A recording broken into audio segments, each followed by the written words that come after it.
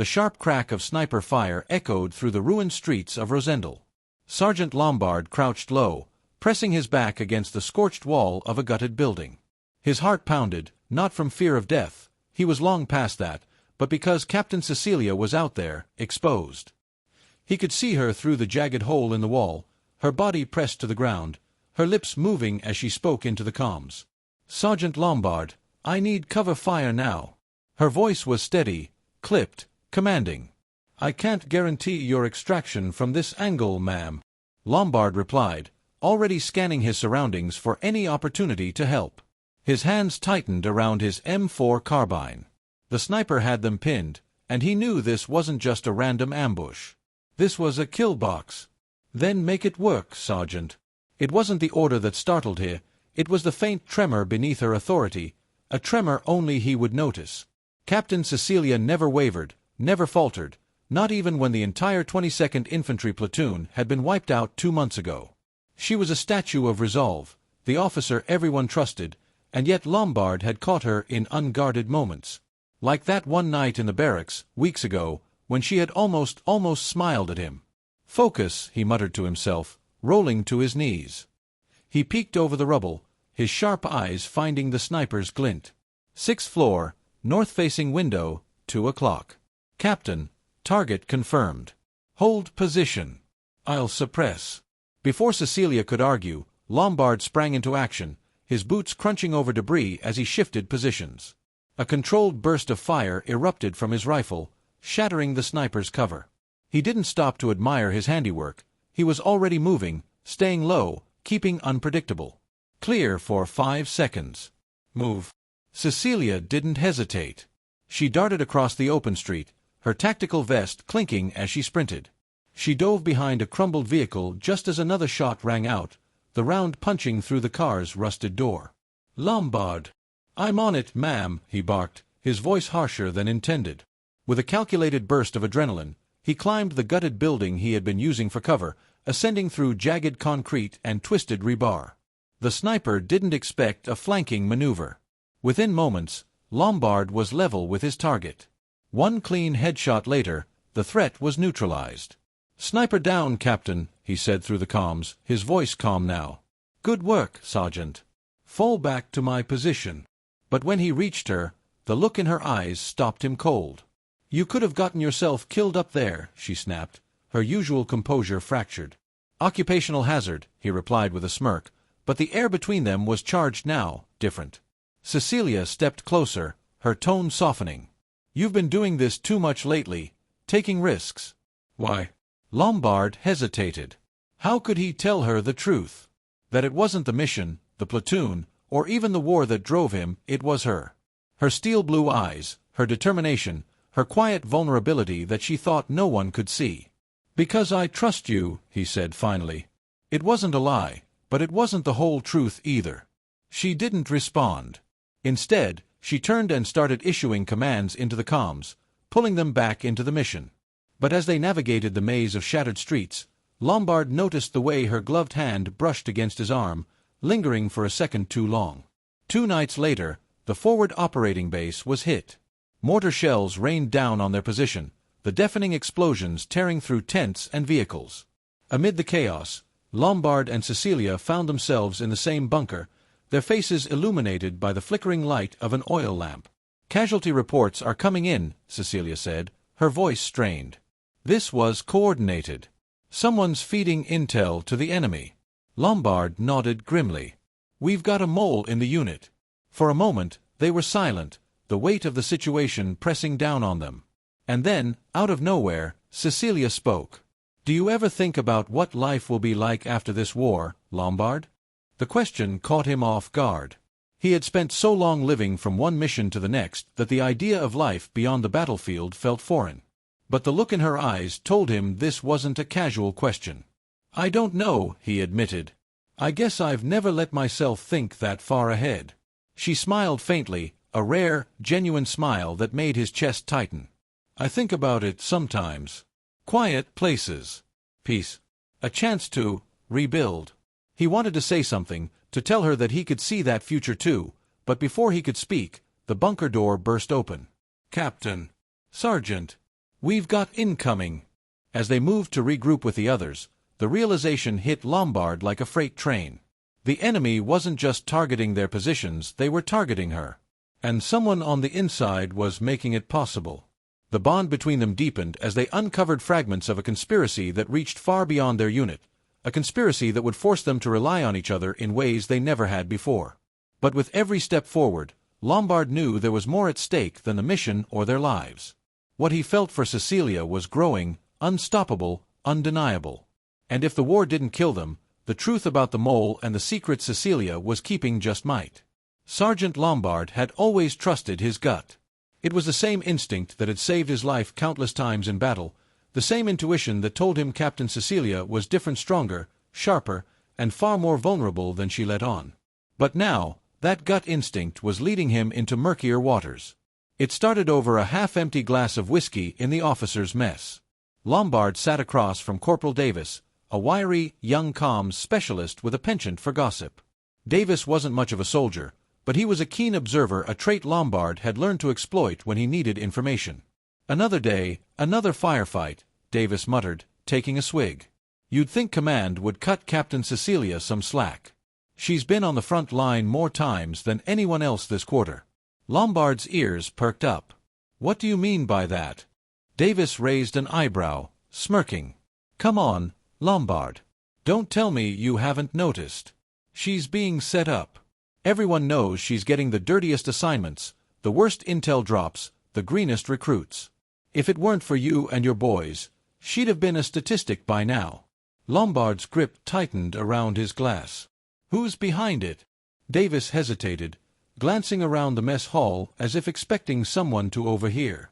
Then, in a low voice, he said, "Major Friday. Word is, he's got it out for her. Some personal thing. Don't know the details, but it's bad blood for sure." Lombard's jaw clenched. Major Friday was a decorated officer, known for his silver tongue and spotless record. But beneath the polished exterior, Lombard had always sensed something off about him, a subtle arrogance that belied his charm. "Why hasn't anyone reported this?" Lombard asked, his voice low and dangerous. Davis shrugged. "Chain of command, man. You know how it is.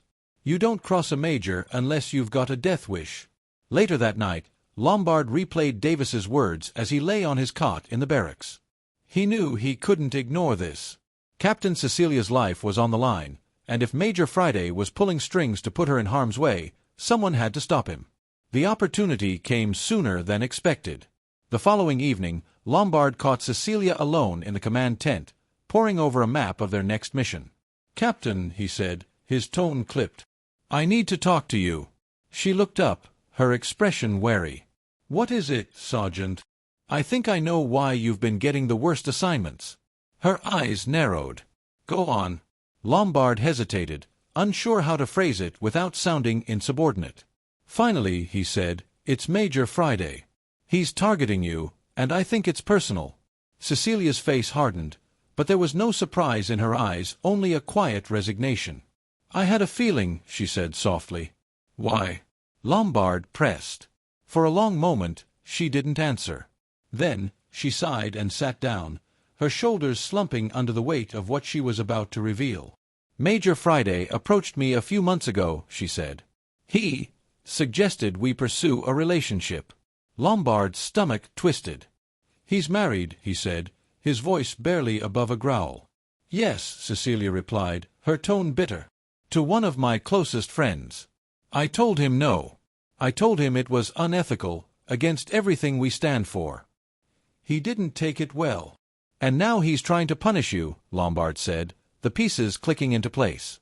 Cecilia nodded. "He's been using his authority to manipulate mission assignments, hoping I'll fail, or worse." The revelation lit a fire in Lombard. Over the next few days, he started gathering evidence. He knew he couldn't confront Major Friday without proof. His word as a sergeant wouldn't stand against a major's. He enlisted the help of Corporal Davis, who had access to the base's comms logs. Together, they uncovered a trail of incriminating messages, orders from Major Friday rerouting Cecilia to high-risk zones, requests to pair her with undertrained soldiers, and even communications with external operatives that suggested he might be leaking intel to ensure her missions failed. But the smoking gun came when Lombard overheard Friday himself. Hiding in the shadows outside the Major's quarters, Lombard listened as Friday spoke to someone over the phone. "She thinks she's untouchable," Friday sneered. "But one more slip-up, and she's done. I'll make sure of it. She'll regret ever saying no to me." Lombard's blood boiled. This wasn't just a vendetta, it was sabotage. Armed with the evidence, Lombard went to Cecilia.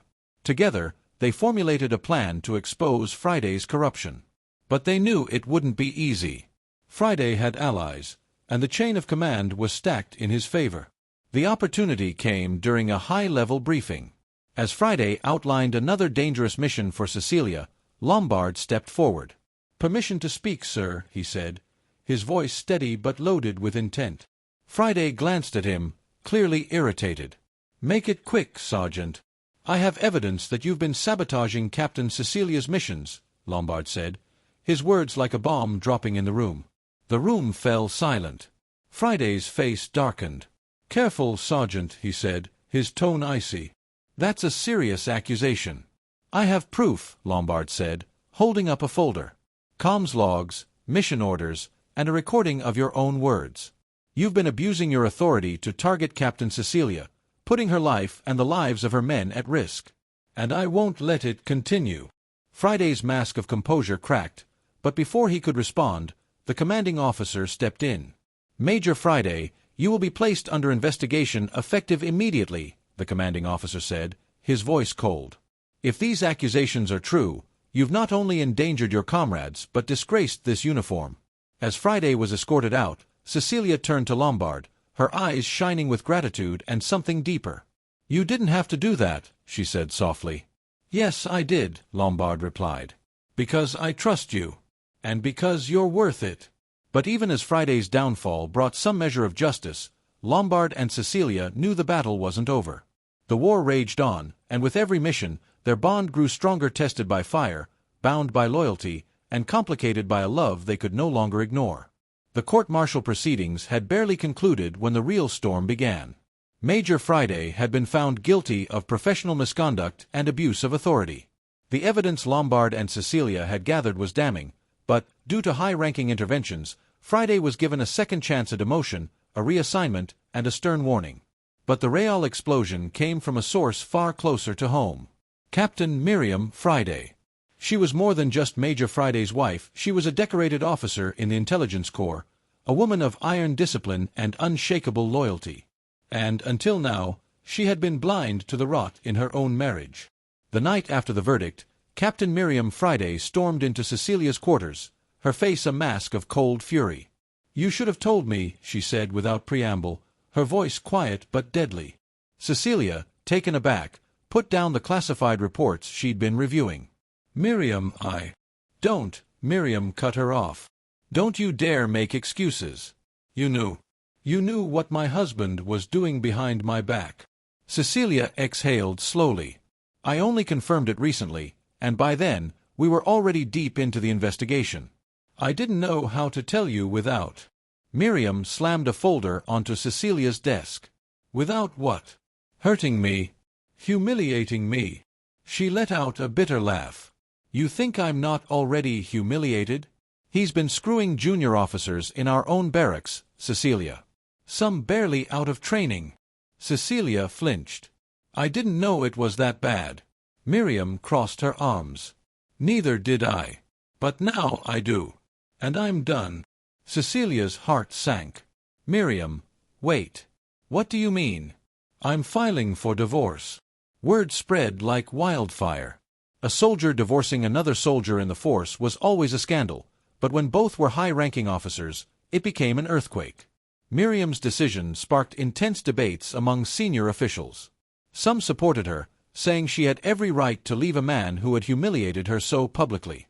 Others, including General Richard, the base commander, believed a divorce would further disgrace the unit. Lombard, hearing of the crisis from Davis, wasted no time finding Cecilia. He found her outside the officers' mess, arms crossed as she stared into the night. "She's serious about it," he said, standing beside her. Cecilia nodded. "She should be. He doesn't deserve her." Lombard studied her. And yet, you don't want her to go through with it. Cecilia sighed, running a hand through her hair.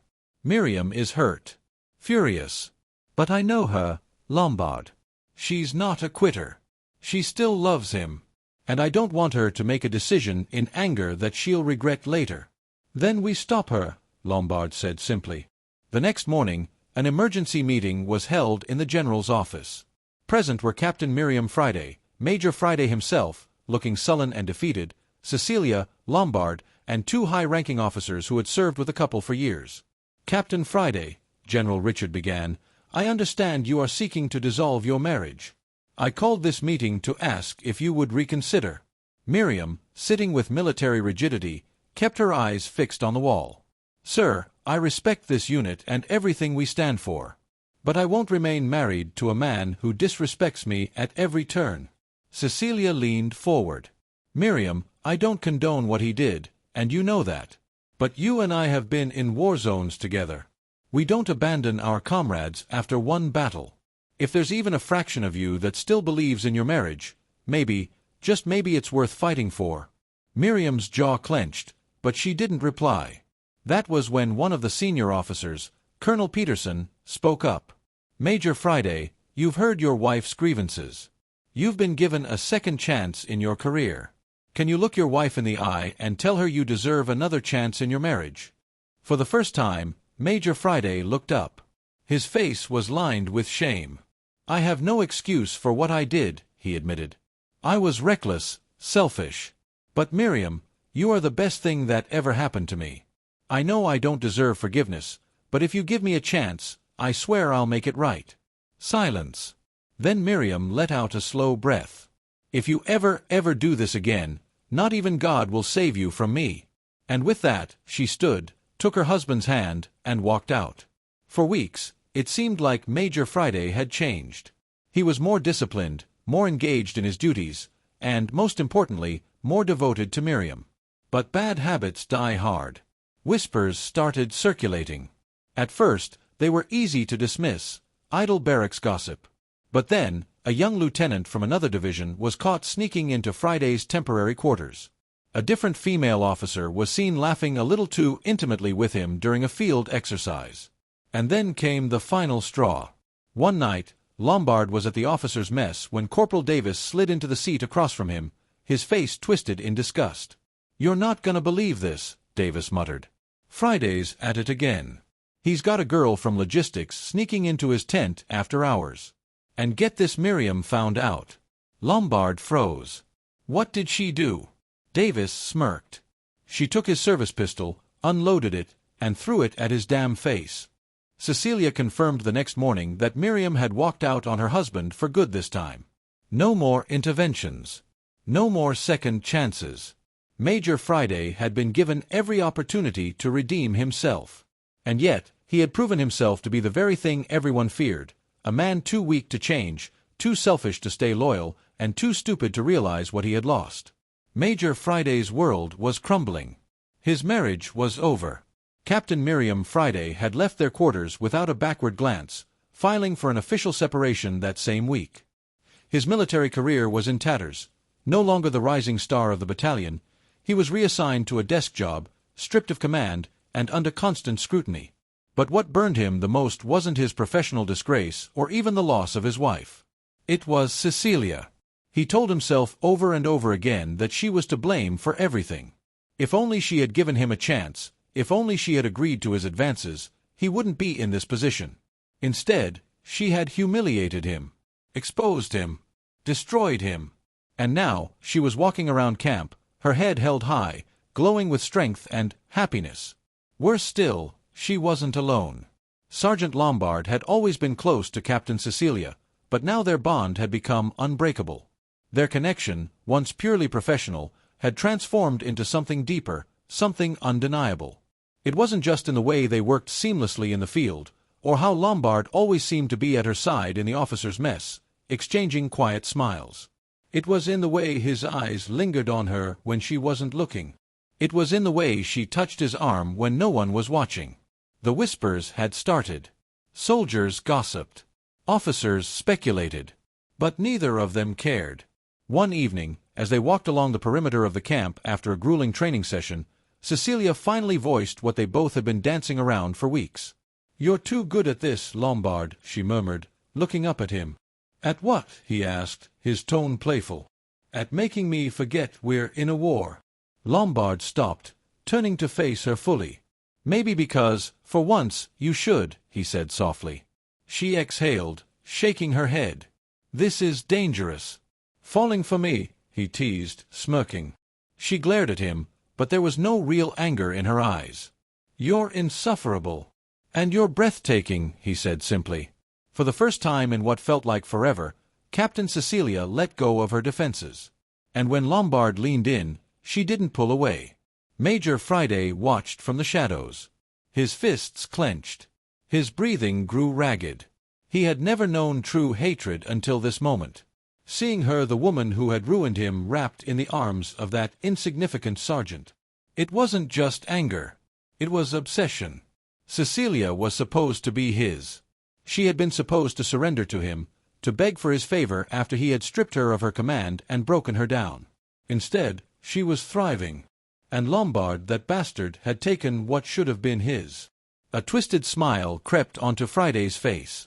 He had nothing left to lose. If the system had failed him, he would take matters into his own hands. It wasn't over. Not even close. Major Friday sat in the dimly lit barracks office, his fingers drumming against the desk as he leaned forward, eyes locked on the young corporal before him. Corporal Odessa was known for two things: his recklessness and his unwavering loyalty to Friday. The young soldier idolized him, seeing the disgraced major as a misunderstood hero rather than the failed officer he had become. "I need you to do something for me," Friday said, his voice smooth but laced with quiet menace. "Something that requires precision. And secrecy." Odessa grinned. "Anything, sir." Friday slid a sealed file across the desk. "Inside this file is everything you need to know about Sergeant Lombard's schedule, his habits, and his weaknesses. Your job is simple: plant evidence, fabricate a report, and make it stick.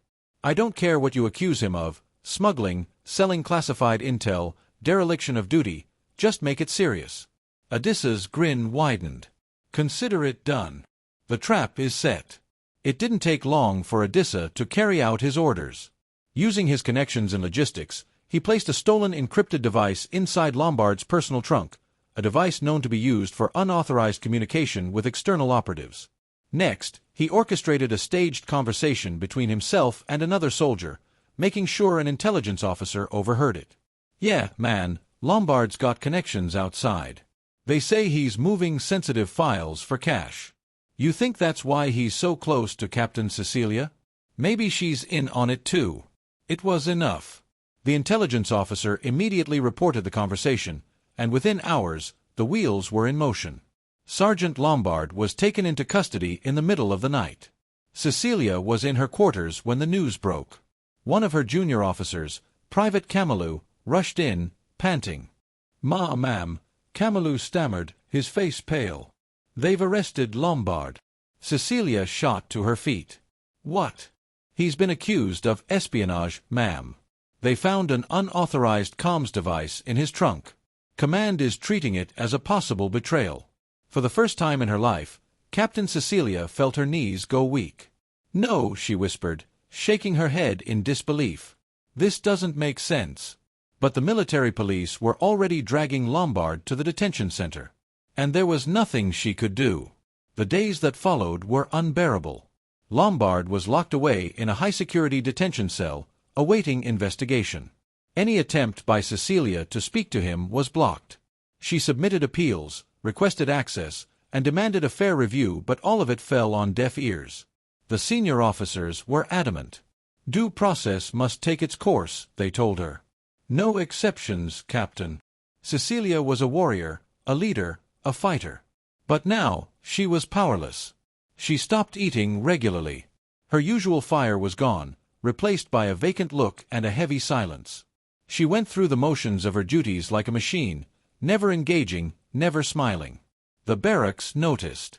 Soldiers whispered about how their strongest officer had become a shell of herself. Even the junior officers who once admired her from afar were concerned.